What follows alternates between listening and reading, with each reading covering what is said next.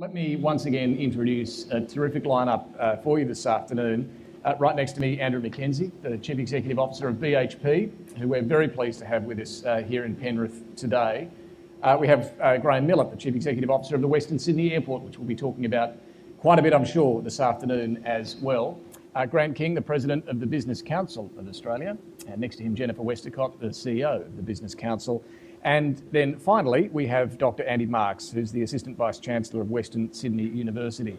So look, thank you all for spending some time here this afternoon and for taking part in this discussion. I do want to talk, and we're going to focus on the area that we're in, on the opportunities, the challenges, but they really are great opportunities, let's be honest, right now in Western Sydney. And a lot of that does have to do with Western Sydney Airport, which I know Jennifer's been at having a look at today as well. So we'll talk a bit about that and the need to attract even more investment to that aerotropolis and to this region generally, and how we deal with some of the infrastructure challenges and workplace and workforce challenges there as well. But perhaps we should start with, in case you weren't aware, there's a couple of elections in the air at the moment. The state election happening in, 10 days or so, the federal election in just a couple of months. And a lot of debate about how we get more economic growth going, but also how we get wages growing as well. You might have caught over the last week or so, Bill Shorten talking a lot about the need for the minimum wage to become a living wage, the ACTU pressing very hard on this as well. Exactly what that means is still a little unclear from Labor, but generally the sentiment is that Shorten wants this to be a referendum on wages. He wants to drive wages growth. That obviously has a big impact for business, big and small. And I want to start just by talking a little bit about this. And Andrew Mackenzie, perhaps to you first. What do you say to the argument that ordinary workers, and indeed those on the minimum wage, just aren't getting a fair deal at the moment? Speaking for BHP, I mean, our workers, I think, do get a fair deal. And typically, they make about twice the national average. And so this is something more general for me than it would relate, I think, to what happens in BHP. But it is worth saying, I mean, I'm allowed the odd advert, that, you know, we do employ 35,000 people in Australia, most of them, the vast majority in regions, on pretty high wages. And I think that's a very powerful contribution which trickles across the whole of the Australian economy. I mean, obviously, you know, this is addressed at people elsewhere, and almost certainly people within our supply chains. You know, it's a truism, you know, that without increased productivity, ultimately you can't pay everybody more. There has to be some redistribution, or you're going to suffer at some point. I think, you know, it's an election position at the moment.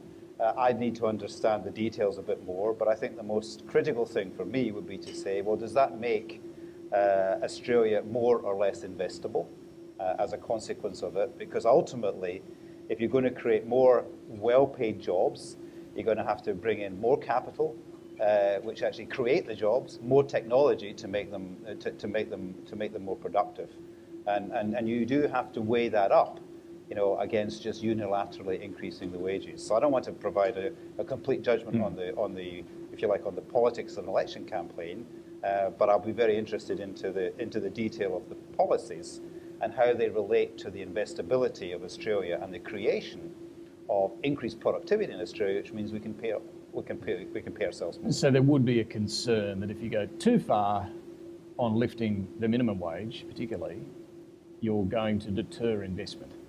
Well, it depends on what other parts of policy are there. I mean, I think I almost want to change, you know, be a little political for a moment, answer a different question, without some of the things that we've advocated for that will increase investment in Australia, you're not going to create the jobs in the first place that you can then argue about what the rates of pay are.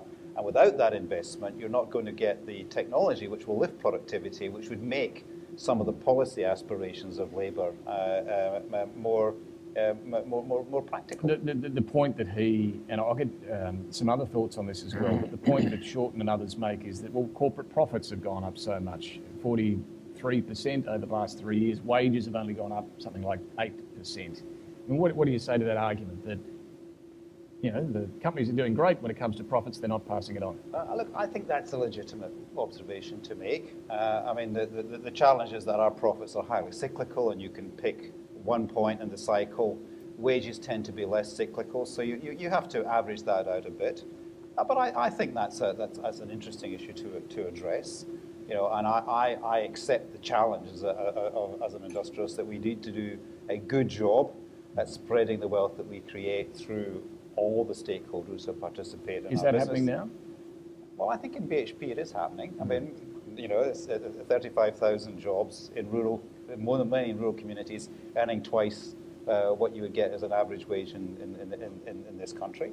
On the other hand, you know, going through the supply chain, I accept that, you know, maybe they're the things that are more addressed. But, you know, we're sitting on potentially 30, 40 billion Australian dollars of investments that we could make in the next 10 years as BHP. We're probably the ones sitting on the most that you could invest in the country. You know, if we're incentivized to invest, there'll be more projects and there'll be more of a trickle down that will lift wages without necessarily having to legislate.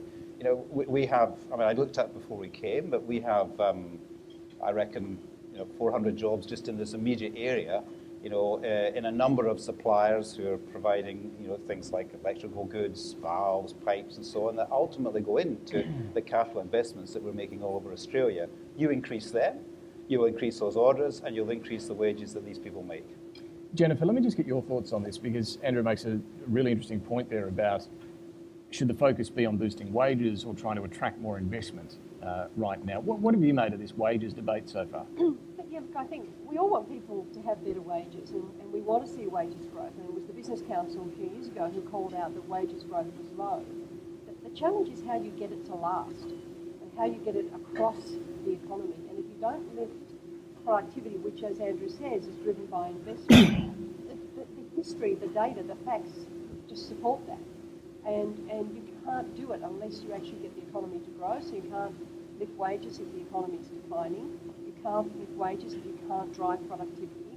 You can't lift wages if you don't keep the EBA process. What I mean by that, the bargaining process where employees and employers sit down together at an enterprise level and work out how to be more efficient, more productive, more successful, and then what are the wages and benefits that come from that. So, but you've got to kind of get investment happening to lift wages, and I think Andrew's point is right. If it's uninvested, if it makes Australia less attractive for investment over the long term, you won't see that wages growth.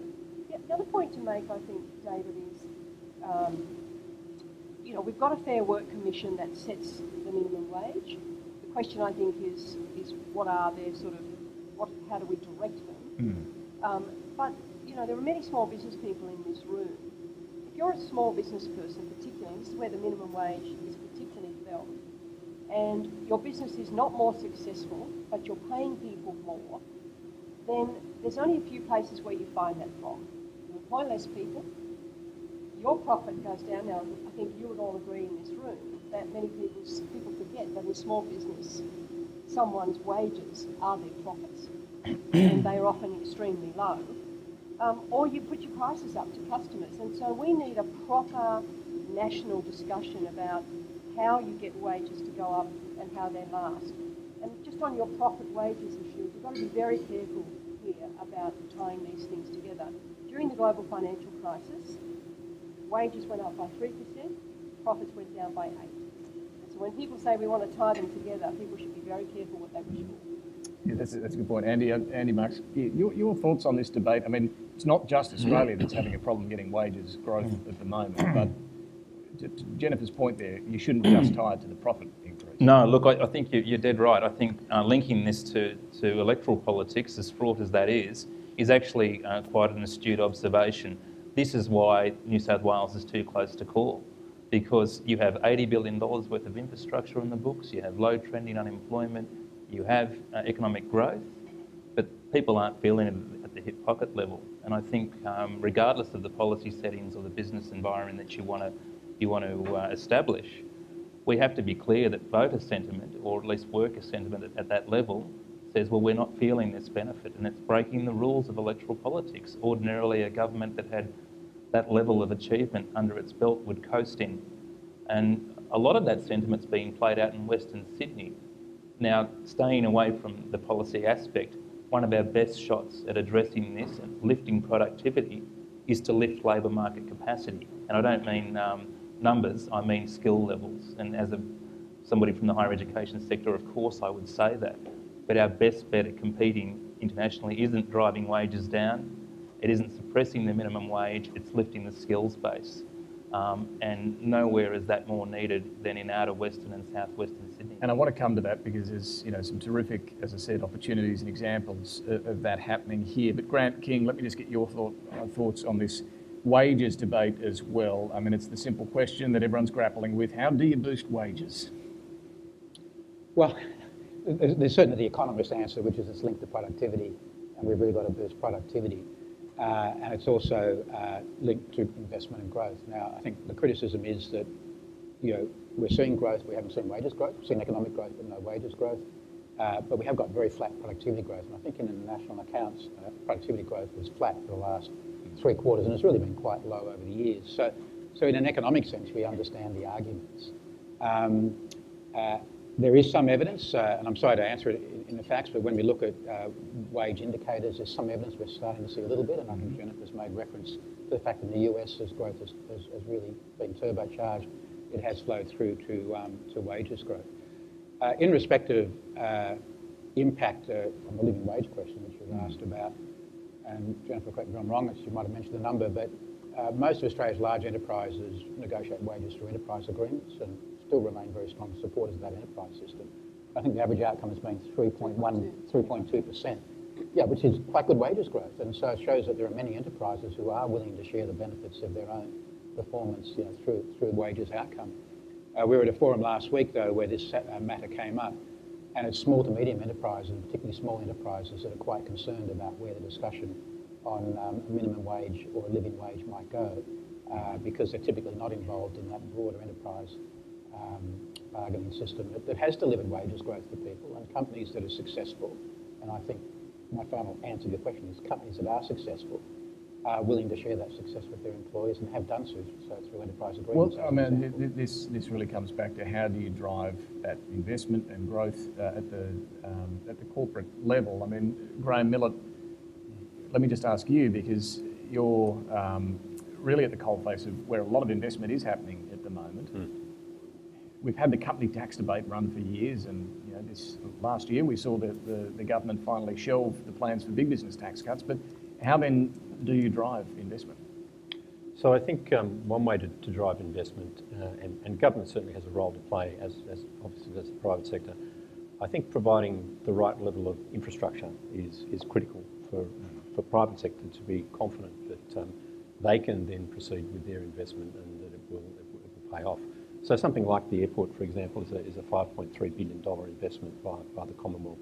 If you look at the road system, the rail system, several $1 billion more, and overall in New South Wales at the moment, something like $80 billion worth of public sector investment at both the state level and also at the federal level.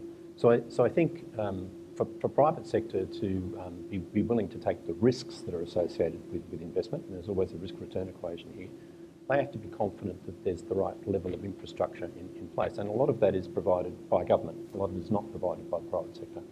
So I would say there's almost a field of dreams mentality in some respects that applies here, that if you build it, they will come. It's not quite true, I'm being somewhat facetious, but the reality is our airport, as an example, is designed to be a catalyst for growth in the region, to attract the private sector, to attract companies that will invest, companies, whether that be in the medical field, whether it be in aerospace, defence, tourism, agribusiness, whatever the case may be. And those companies will bring a different sort of job to Western Sydney. As an example, they'll bring high-value knowledge type jobs. And with those high-value knowledge type jobs, clearly you have higher wages implicitly. And with those knowledge jobs also, you should be experiencing higher levels of productivity. And I want to come back to how that's going in the Western Sydney Airport example. But when we talk about certainty that business needs, one of the great certainties they've struggled to get over recent years has been any sort of certainty on energy policy and energy pricing. And given Andrew Mackenzie, we've got you here as one of the big resources players globally, I need to get your thoughts on this whole conundrum or crisis when it comes to energy policy in Australia. I mean, how would you describe what has happened over recent years on this policy area? Okay, I'm going to answer your question, but I did want to just answer your other questions. So how do you get wages growth? Yep. Because I think if you took the answers of the whole panel, you sort of have the aggregate answer. You know, and a lot of things are going well. Infrastructure investment, which I agreed, is government funded. Skills investment, a lot of which is government funded. And then on top of that, you need the private sector investment.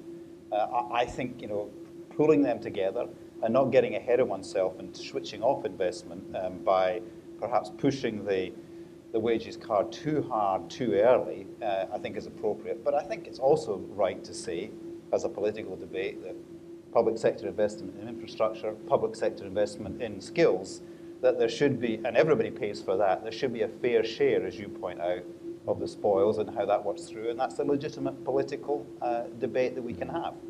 So on energy, well, I think in some ways, the bigger disincentive to invest in Australia right now is probably down to energy than anything else.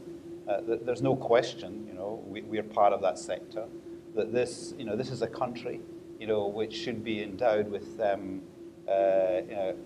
cheap energy for most people, and at least competitive relative to the rest of the world.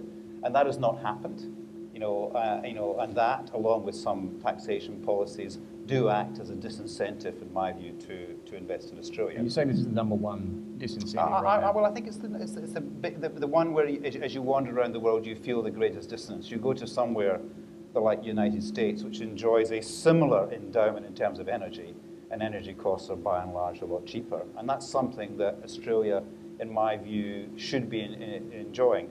Now, don't get me wrong. There's lots about Australia that's investable. So, we don't get miserable about this. There's many competitions for investment within BHP that Australia will win hands down.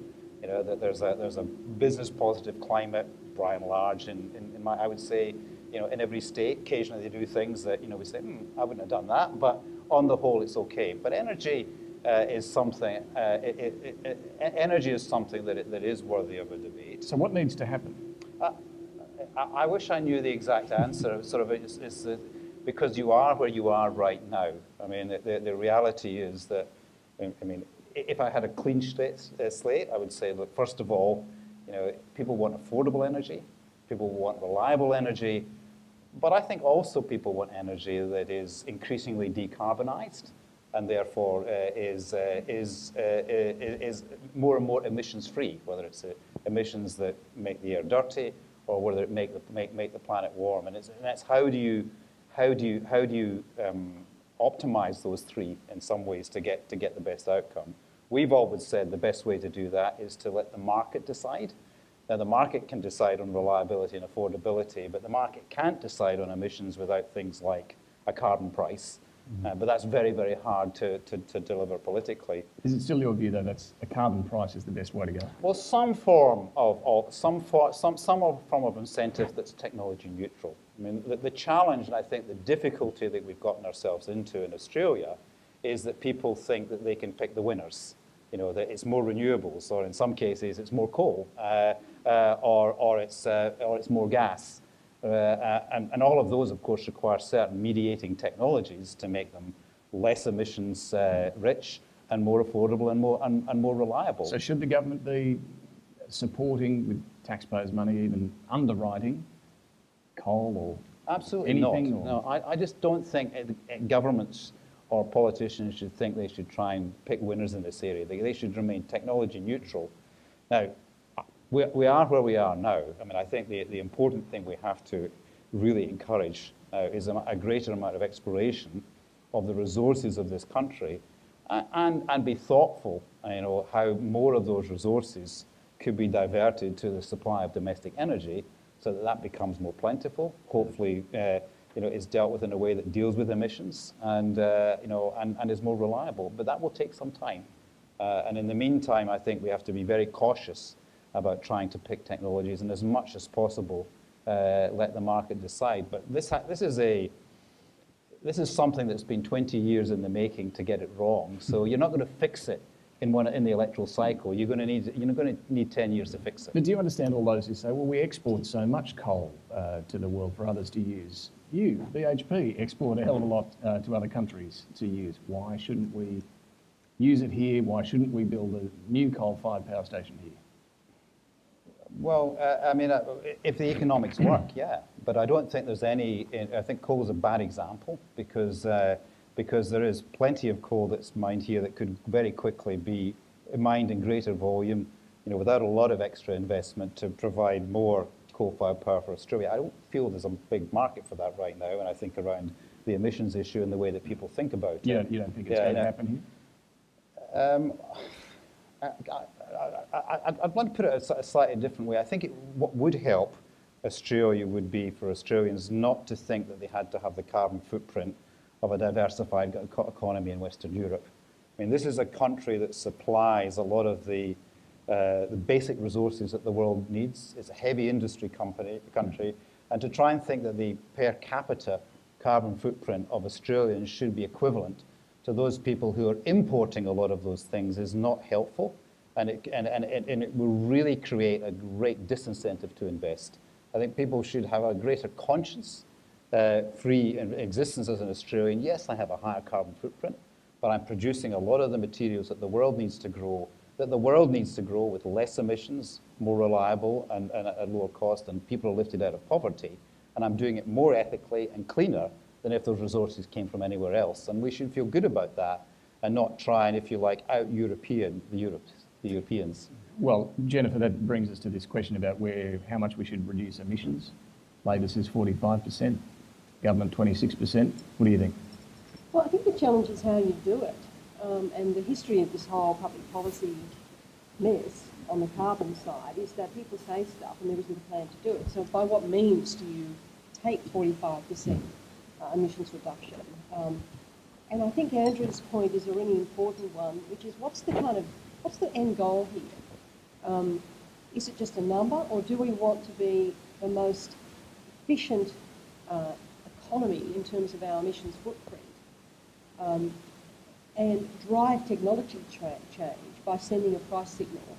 Or do we just want to claim credit for a kind of certain amount of tonnes pulled out of the carbon footprint? And I think we've just lost sight of what are we trying to achieve with these policies. And so people talk about the numbers, the percentage, and I think most people in the community say, I have no idea now what people are talking about. I have no idea why we're trying to do that. I have no idea what the end game looks like. I have no idea how we're going to do it. And I would prefer us to have a conversation about what's the end game here. To Andrew's point, we've got to keep a technology neutral hat on here. And then how do we do it in a way that allows the economy to grow, allows Australia to be part of the overall prosperity of the world, and does not take out significant industries and does not put us in a competitive disadvantage. And I think Andrew's spot on. If you start sort of comparing us to European countries who say we have 100% renewable energy, and you say, well, that's because you're buying nuclear power from France and importing coal from Poland. We've got to be honest with the community. My final point is honesty. To say to people that you can change the carbon footprint of the country and there is no adjustment and there is no cost, it's a tremendously misleading conversation.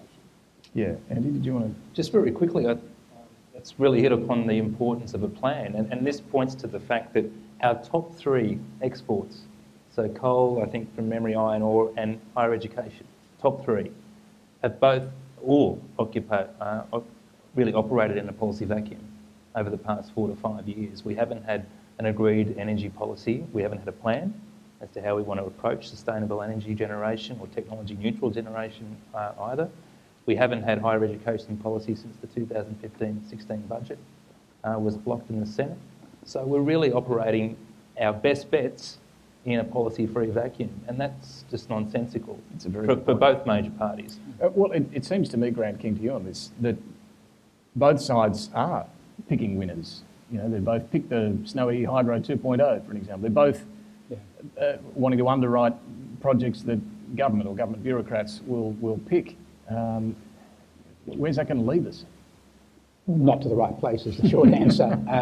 For all the reasons that have been said by the panel, that at the end of the day, the market is best placed to make those decisions about what's the best form of investment if the right signals are in place.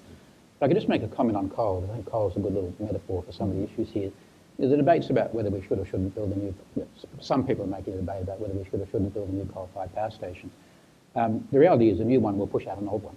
It's that simple, because demand growth is flat. So you build a new one, we'll just push out an old one.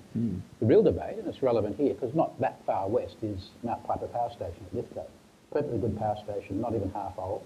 Nearly shut down because of the difficulty having permitting a coal resource to keep it running.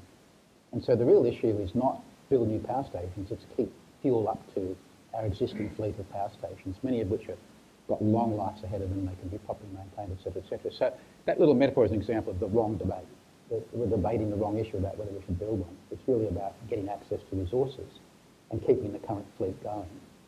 Coal still provides, I think, about 65% of our power, and will continue to provide a very high proportion, but not if new coal resources aren't permitted to keep that current fleet going efficiently. So that's just one particular example of where we get into the wrong debate. Just before we leave this energy issue, if Labor wins the federal election, polls indicate they will. They've said they'll try and do the National Energy Guarantee, but only if there's bipartisan support. Yeah. I'm not sure if there will be. Would the business community be urging a Labor government to go down that path? So I think, there was the magic term, and I think it's fair to say that Jennifer and I have probably come to the view that bipartisan support in energy, no matter who wins the next election, will probably still be difficult. I think that's the reality. I think you're probably right. And the dilemma there is that absent that support, we'll stay where we are. For 3 years it'll be Plan A, and in 3 years, the next 3 years it'll be Plan B. We think there are things that can be done already and could be done by industry that will see us progress on this issue. So can be done already. We've had ACCC and Alan Finkel, I think between them make 106 recommendations, many of which go to price and reliability. I'm not sure whether any of them are being implemented yet. We could just implement what's already on the table as an example. And the example I gave of Mount Piper at Lithgow, in the New South Wales election, we've had some contests that, notwithstanding all the inquiries we've had around the safe development of coal seam gas resources, it'll be stopped in Narrabri yet again. And that's another example of a lack of bipartisan support. So I think that what we've got, we could actually use the levers we've already got that don't take our politicians, implement recommendations, access existing resources, encourage competitive markets, all of which would be good for price and reliability outcomes. I can almost give a cleaner answer to your first question. I mean, there's no doubt that whether it's the National Energy Guarantee or something of that ilk, it is required, because the reality is we are moving to a more renewable future. Even though I'm not going to pick winners and how that's going to happen, or a more decarbonised future, it will almost certainly involve a greater use of electricity as a power source than burning fuel closer to where it's consumed. And it'd be good to have a transition plan to make that happen. Because without that transition plan, and if we start to jerk it one side to the other, you'll get huge volatility in energy prices for the consumer. That will be a turn-off for the electorate, and it'll be a turn-off for the investor. I just have one, just on the Millett issue, but this point. One thing that would be helpful, I think, for the national debate is to stop using these acronyms. I've just used one, the NED, because I think most people, it's like, remember Maria in The Sound of Music when she's teaching her kids to sing, and she says, so do la and rain, and the little kid says, but it doesn't mean anything. So, and then she puts words to the song. But that's, I think, for most people in the community, this kind of acronym-led discussion about climate change policy is bewildering to most people. I think they have no idea what people are talking about. So I think if people are going to say, we're going to implement the National Energy Guarantee, they need to be very clear what that actually means, because you could do the National Energy Guarantee a number of ways. They have significant impacts on the economy, and I think we have to call on the politicians in an election context to be absolutely clear. By that, do you mean X? Do you mean Y? Because the history of this is we get into this thing, and then someone says, oh, hang on, we didn't actually mean for that to happen. Well, now we've got to do this kind of scheme. Well, now we have to have another compensation scheme. Around we go again, and we do nothing. And that's, I guess, my plea, that we actually have a meaningful discussion with the community about what we are actually talking about. Yeah, and that's a fair point. But you know, as we keep discussing in these forums, it's not all about government. It is about what business can do in this as well. And Absolutely. I take what you've said, Andrew and Mackenzie, about the future being one where we have reliable and cheap energy, but increasingly decarbonised as well. I mean, what is your company doing to that end? We've seen one of your competitors, Glencore, say they'll cap coal production. Is that something that BHP would do? Well, only if our investment protocol suggested that was the right thing to do. We actually don't produce much in the way of energy coal, nor are we investing in growing it right now.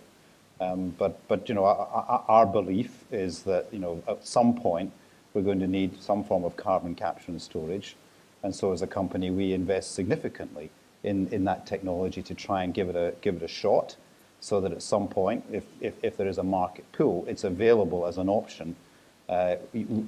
We are particularly concerned about that because people forget that 30% of the world's CO2 emissions don't come from raising energy. They come from making steel, they come from making metals, they come from making cement and doing petrochemicals. And the only way to fix that is to capture the CO2 and in some way make it safe and store it. If it works, it's great because it will actually give potentially a second wind to things like coal and gas. But if it doesn't work, we are going to be more dependent on renewables and various forms of storage. I think the other thing we do is we say, you know, we provide options. We provide options to Australia and options to our investors. That, you know, that renewables is a great business for BHP. It could be a great business for Australia because you're going to need more steel, therefore more met coal and iron ore. You're going to need a lot more nickel for the batteries. See the ads. You're going to need a lot more copper for your cars. And Australia can produce all of that. So this transition will be great for your company. It will, which is why we actually are very neutral and we're great sources of advice, because renewables is a fantastic business for BHP and Australia if you go that way. But if, along that route, people find it more acceptable to continue to burn fossil fuels and carbon storage makes that easier, or there are some flaws in some of the move towards renewables, then we're a diversified portfolio. Australia's a diversified portfolio, then we'll do a little bit more than we're currently planning to do with fossil fuels. To do all of these things in this energy transition and every other transition, we need skills, we need a knowledge economy. You like my seamless transition there? Let's thank you. Andy, let's talk about that. What is going on here? We've heard under the Western Sydney City deal, the pledge from federal, state, local governments for 200,000 knowledge jobs. What are knowledge jobs? And is it realistic to think that in the coming, couple of decades, we will get that many in this part of Australia? Yeah, look, governments love big targets and they're reluctant to make them, so especially related to jobs. But when they do make them, we never let them forget it. This 200,000 knowledge job promise for Western Sydney, it's the one thing that I think the region's latching on to achieve both the wage growth, but also very, very importantly, the productivity gains that my colleagues have been talking about. You need to do both. And as I mentioned earlier, you know, the quickest way to do that and to compete globally and to make some of the transitions that Andrew's talked about in terms of technology, of course, is to lift the skill level. Now, the current policy settings don't let us do that. We have, on average in Australia, roughly 22% of adults have a university degree, and I want to also include TAFE and higher education more broadly in that. But so 22% includes university, TAFE? No, that's just uni, right? Okay. So 22% of Aussies over 15 have a uni degree, right? In places like Penrith, that level's more like 13%. In some places like Fairfield and Campbelltown and southwestern Sydney, it's less than 12%. So you've got this incredible gap, not just in capacity, but in the skill level that exists in the current market. You also have a jobs density issue. This plays out in every major city in Australia in the outer suburbs. So there aren't enough quality jobs or knowledge jobs within Western Sydney to hit those targets government have mentioned. So what do? You know, one of the best things I think the state government's done, and this has had bipartisan support under the deal, is to sign up big ticket internationals. You've got Northrop Grumman, you've got Mitsubishi, you've got Mitsui Sumitomo, a whole lot of very large international firms, some of them with incredible turnover, bigger than the state of New South Wales, you know, for sure. But I think that's how you send confidence into the market. That's how you set a skills agenda. Will we hit 200,000 knowledge jobs by 2036? Geez, I'd like to hope so. The policy settings at the moment don't let us get there. That's my final point. If you want to create a skills economy, don't put higher education funding on freeze. For TAFE, unis, the works. Well, I'll come back Can't to do that. I'll come back to Jennifer because you've got some strong ideas on how we tackle that. But Graham, just tease that out a little bit more for us. We heard Andy list there some of the big investors that have come in and coming in around the Western Sydney Airport. What are they doing? What sort of work and what sort of jobs are we talking about? So we're talking, we're involved fairly heavily with the Aerotropolis Authority, which the New South Wales state government has set up. 200,000 jobs is a state government target. There's a federal government target around us of 11,000 jobs during construction and 28,000 jobs after we finish. In terms of the sorts of jobs that you could expect, we talk about high value and knowledge jobs.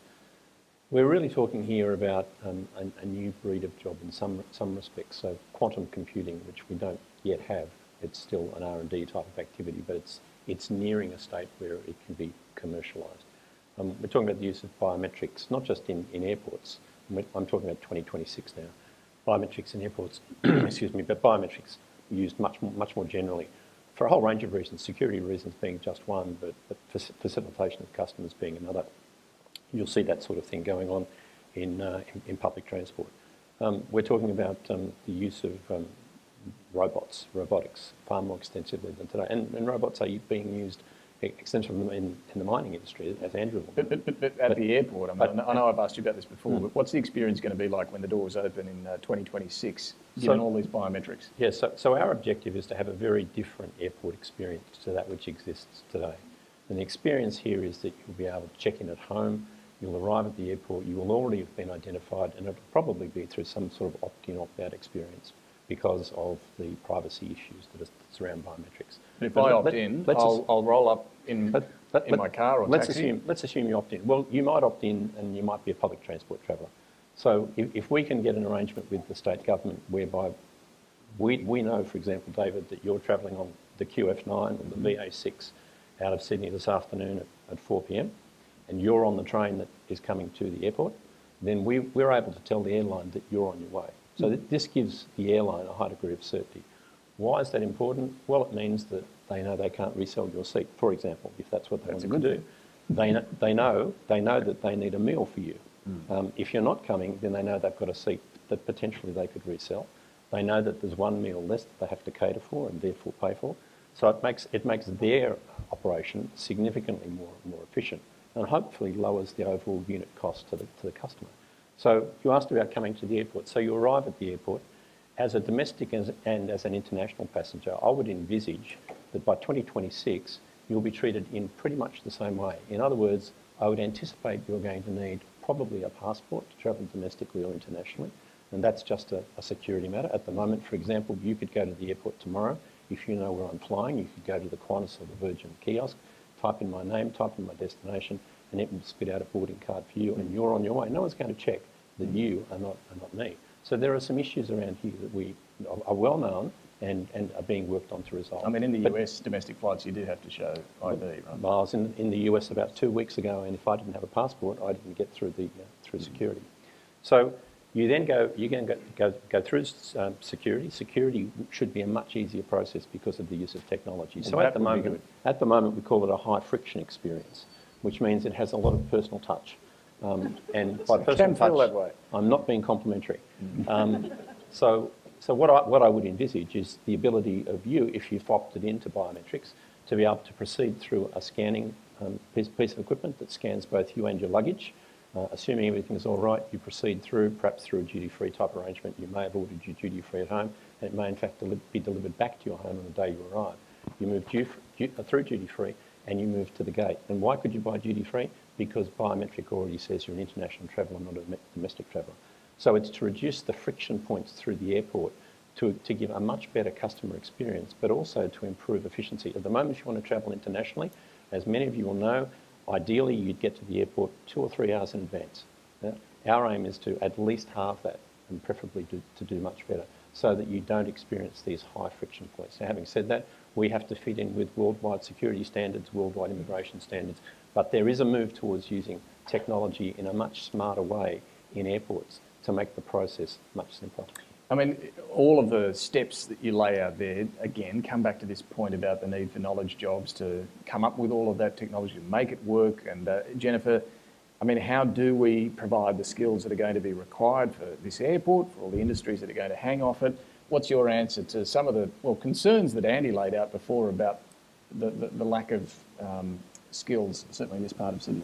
We need a national plan for the post-secondary system, and by that I mean putting TAFE and universities on an equal footing. So not having this situation where I think kids who go to TAFE are seen as the kids who couldn't get into university. That's not the role of TAFE. The role of TAFE is around quite specialised technical skills. So I think that's the first thing. We need a post-secondary plan that puts them on an equal footing. And the thing I'd like to see, David, is what I call a lifelong skills account, because in places like Western Sydney, what you want is for people living here to get access to those knowledge jobs, and you want them to be able to upskill really quickly. They can't go back and do a computer science degree with you. So what we're proposing at the Business Council is that every Australian gets a lifelong skills account, and they're able to buy a module from TAFE, a module from the university, and that becomes a set of credentials that they can trade, like a passport, if you will, and that gives them access to jobs across all kinds of parts of the economy. And I think that's crucial for people here, because quite a lot of people, of course, leave here to go to work every day. What you want is those 200,000 jobs to be taken by local people living here. Well, what's the stats at the moment on particularly high-skilled workers here in Western Sydney? Andy, how many live in Western Sydney? It's really diverse. So you have the highest level of or rate of PhD, people with PhDs living in, for example, Westmead. And the hospital's a large, of course, reason for that. But then you have other parts of Western Sydney, as I mentioned earlier, where the qualification rates are quite low. The difficulty is, though, that those that do have qualifications generally are compelled to get out of the region. 73% of them, on average, every day, we understand it, leave, for example, Penrith. 73%? Yeah, leave for employment opportunities that should be in Penrith. And, you know, we've worked with council and we've worked with the chambers to try and push that agenda for the West. And we've been, I think, quite successful in the sense that we got those commitments out of the city deal. But that's the urgency. It's not you can't just address the skills issue without addressing the jobs density issue. And all the jobs density now is in the east. If you have infrastructure projects that come out here and attract investment, you'll move a lot of dirt around and you'll build a whole lot of really big kit. But without the jobs, no one's going to come to play and nobody's going to address that issue we face here. So that's the thing that we're hounding government about. I don't know, does anyone else want to add on that, but the point of how you attract further big investments here? And we touched on some of the national questions earlier, but I mean, Grant King, I mean, do you see opportunities specifically for further investment on top of the list that we already heard about? Yeah. So perhaps I'll answer your question in a slightly indirect way, David, you'll tell me if I do, but in this role I've seen, for example, two sectors of the Australian economy that I get quite excited about. And I think often when we use the term knowledge jobs, we mean service jobs as well, in the inevitable migration of economies from, say, resources and agriculture to services. And, you know, we have an absolutely world-class mining industry, absolutely world-class. And what sits below that industry is the MET sector, the mining energy technology sector, which is world-class. As a country, we've decided to spend quite a bit of money on defence. And our defence systems integration and our avionics industries are also, you know, world-class. So I think one of the ways to get investment in those sectors is to remember that they're servicing something. That knowledge is for a purpose. And we have to protect, you know, these great value-creating industries in Australia and not take them for granted. And so we need the right policies. We need Andrew to keep investing in Australia. Yeah, it's just profoundly important to us that BHP keeps investing in Australia, because what sits below that is the knowledge jobs. And the investment will occur there if we have these world-class industries and we take those opportunities. Well, Andrew, I guess that comes back to the point you made at the very outset here. What is going to encourage a company like BHP to keep investing in Australia, to grow its investment in Australia? If energy is indeed one of the big disincentives, if we keep getting it wrong, is it going to cost investment here? Arguably so, yeah. I mean, I mean, energy is important to us. It's not as important to other people in the pure manufacturing sector because we sell energy as well as buy it. But yeah, I mean, when we had the debate about the corporate tax rate, I mean, I was quite strong in that actually taking, you know, the corporate tax rate down would actually create a lot more investment in Australia. I still believe that. You know, we and good companies are no different than us. We look at every dollar we invest, and we look at the competition for where that money could go. You know, that includes paying it back to the shareholder, but usually there's international competition for it. Now, it doesn't go dollar by dollar, but it certainly is broken down into lots of small projects, which you would measure in, you know, at the level of $1 or $2 million. And we're making those decisions every day based on what's more attractive all around the world. And if other countries found ways of attracting some investment and they've got the right ore bodies and we're there, they will get a bit more of those spare dollars and will come to Australia. So that's one point, is you've got to have a competitive corporate tax rate.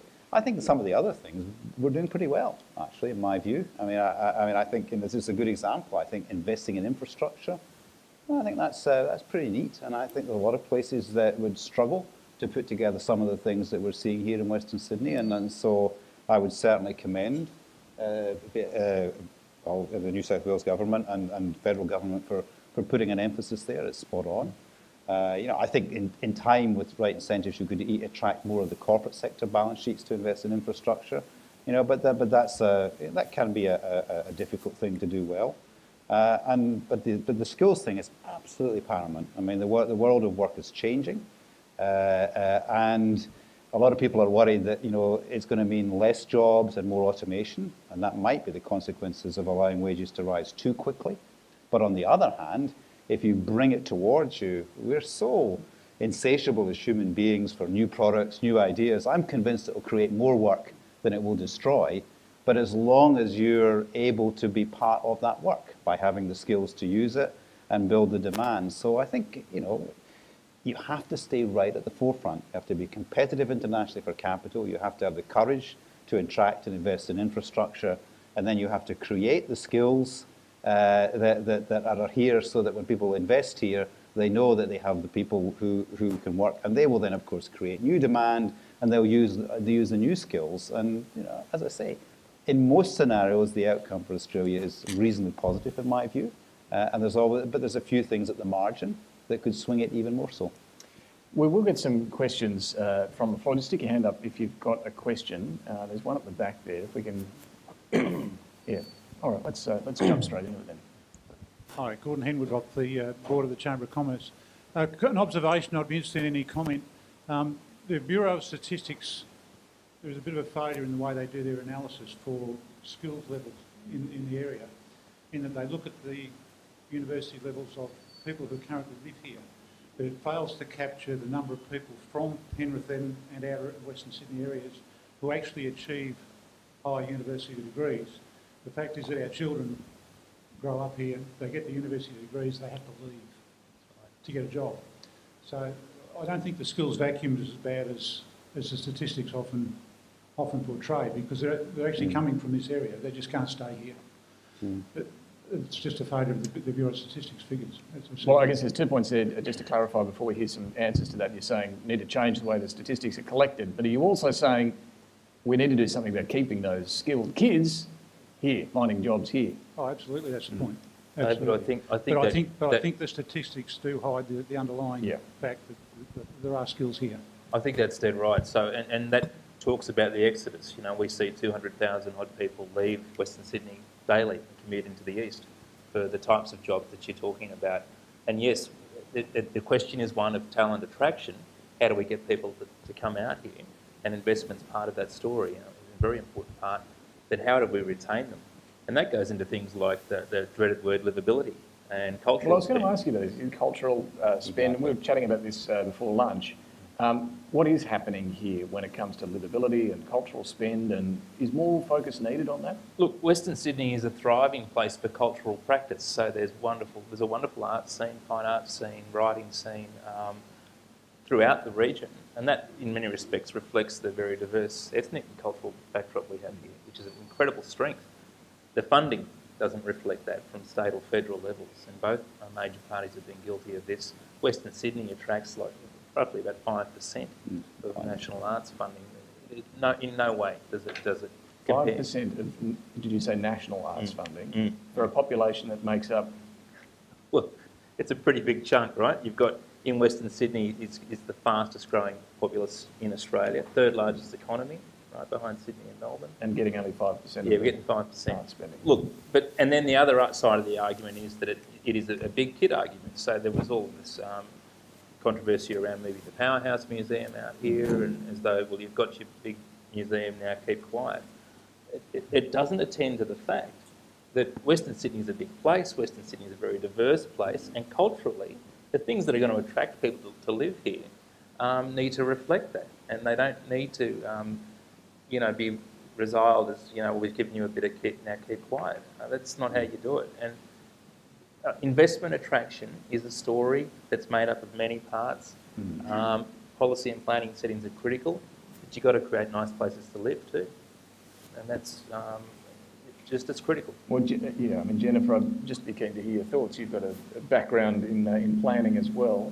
How do you get that secret sauce, that magic ingredient right to address the livability side of the equation? I think the Aerotropolis will be a great kind of opportunity here, because it's the first time we've kind of been able to take a huge piece of investment, the north-south railing, the huge construction that's going on with the major roads here, the planning of the Aerotropolis, and sort of say that actually for the first time ever we're not going to be playing catch up here. We might be able to get this right.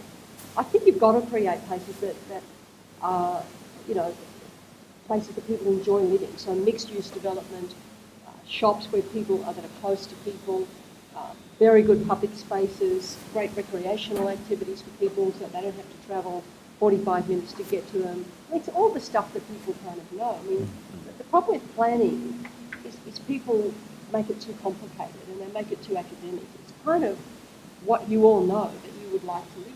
You'd like to live in a place where the neighbourhood is safe, where the houses are nicely designed, where you've got a mix of communities, where you can go down to the shop and you don't have to sort of drive for 45 minutes, wait for 25 minutes for a parking spot, where you can get, and this is where the airport is so important, where you, in Western Sydney now, can take an international flight instead of travelling for 2 hours to Elizabeth Smith. That's what's going to make it a living space, and then really good public open space, which we do in some places in Australia okay, but it's a mixed sort of bag, and I think far too often we leave that to last minute thinking that we don't design in those places where people are going to want to spend a Saturday afternoon having a picnic with their kids, all the kind of playing fields, the green spaces. It's not, some things like quantum computing are rocket science. Kind of planning decent places for people to live isn't. And I just think sometimes we make it way too complicated. I mean, everyone in this room, if you said, how do you want to live, they kind of probably recite a bit of my I think it's a terrific place to live, but then I live in Canberra, so... Okay, we've got another question just there.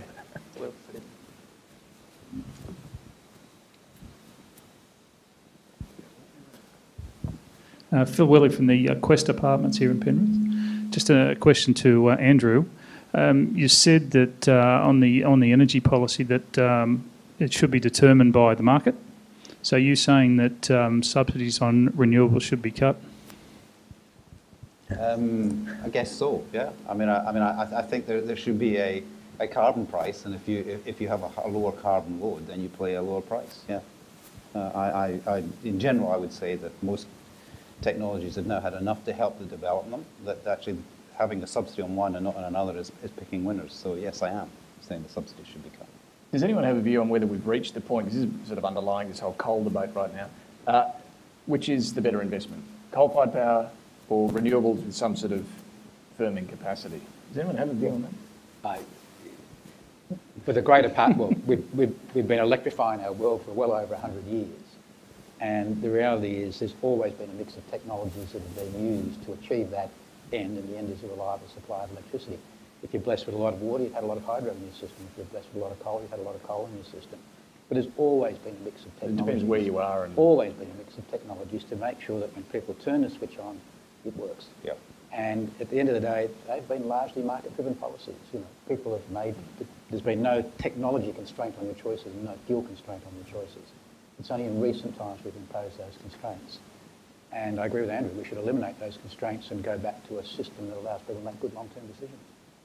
We're spending billions on pumped hydro now, particularly with Snowy Hydro 2.0.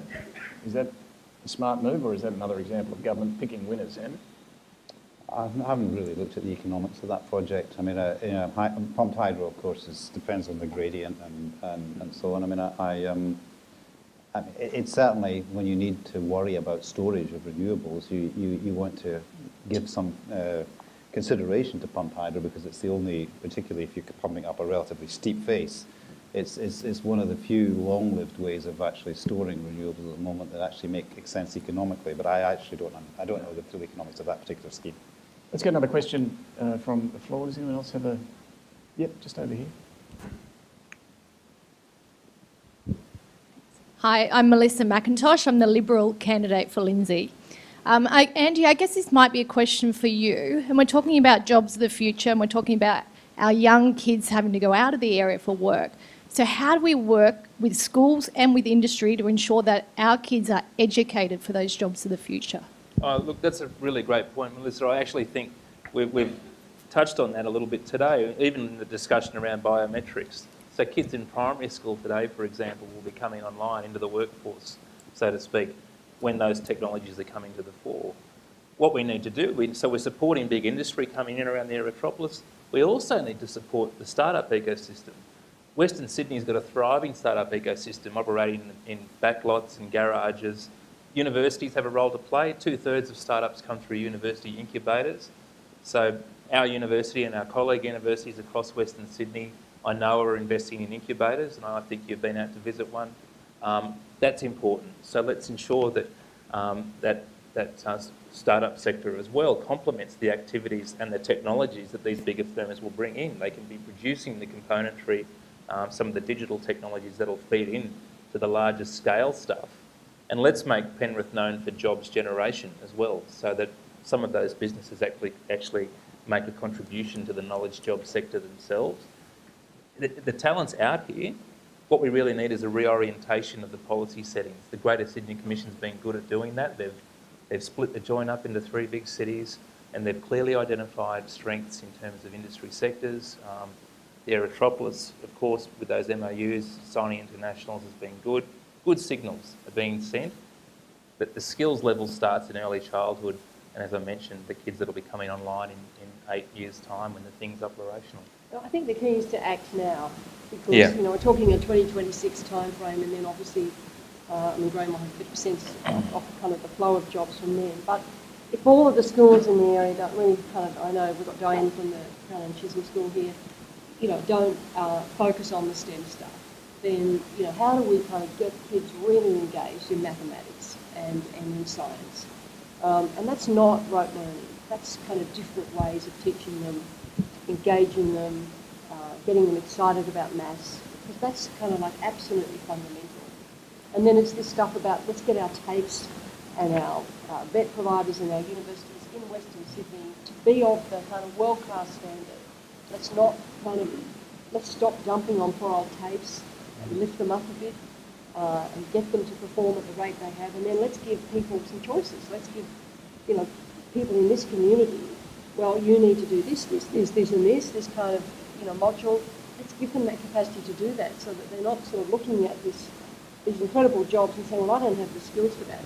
The other point in our plan is to have a system of information that sits across both TAFEs and universities and private providers, to say, if I'm a young person, I'm going to look at one source of information about what can I study, what job am I likely to get, where are those jobs, how much will I get paid, how much will my subsidy be, how much will my loan be, and finally, young people might be able to make a choice that is actually kind of informed.